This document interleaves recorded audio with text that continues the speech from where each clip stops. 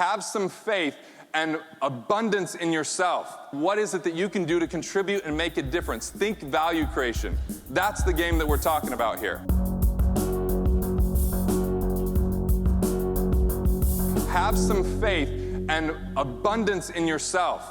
If you don't have the financial resources, be more resourceful.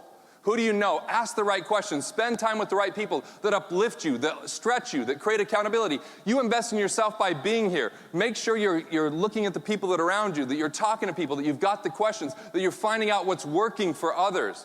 And ultimately, that you leave here committed because there is a lot at stake. I can't imagine what would happen in my life if it wasn't for chiropractic.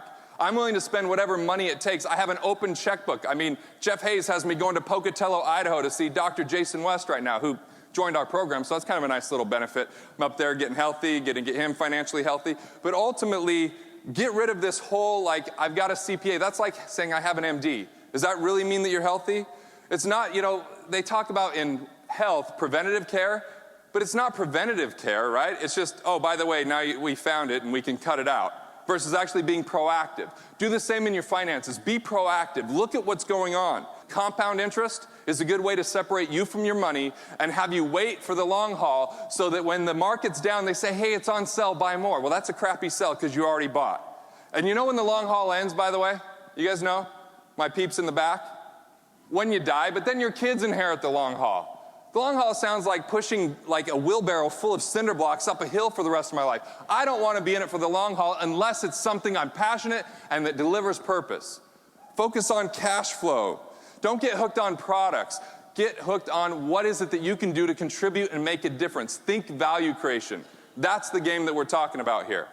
So, ultimately, what is one thing that you would love to see the population that's never seen a chiropractor, doesn't know what you do? What would you like to see them do tomorrow? What would be one of the best things that could happen? Get checked. Get checked. Go and check things out. They say, but I'm not in pain, but I'm young, but I feel healthy, right? There's all these excuses. Look, you may be thinking the same thing about your situation. You may be a student right now saying, well, I don't have enough finances to handle. You bet you do. Everything's at stake right now. And if you're really successful, well, then you don't want to have anything that would derail you or distract you from your purpose. It's time to get resourceful, and rather than go by the philosophy of live within your means, you've heard that, right? Live within your means? That's good counsel, but what's the first thing you think about doing? Cutting expenses, reducing. So why not think about expanding your means? Rather than just cutting out expenses, the first thing you got to do is find out where you're leaking money. We found that 93% of chiropractors are overpaying on taxes by an average of $11,370 a year. Why? Because CPAs are reactive instead of proactive. It's usually about filing a return, not about planning and strategizing and finding where you're leaking money. What would happen over the next 30 years if you had an extra $11,000 a year coming into your life? What would that mean for your patients, for your bank account, for vacations, whatever?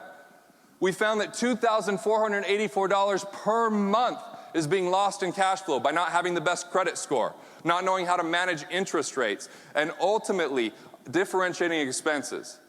See, there are destructive expenses out there that everyone should eliminate. Heroin's probably one of those, right? I mean, that's probably just good to eliminate.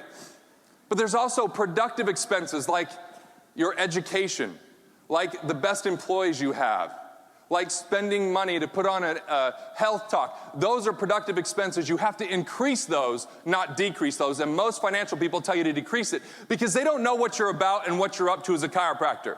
They don't know what's at stake here. They're just thinking about separating you from your money. I'm about putting more money in your pocket and giving you a financial exam. We have a financial exam called a cash recovery analysis.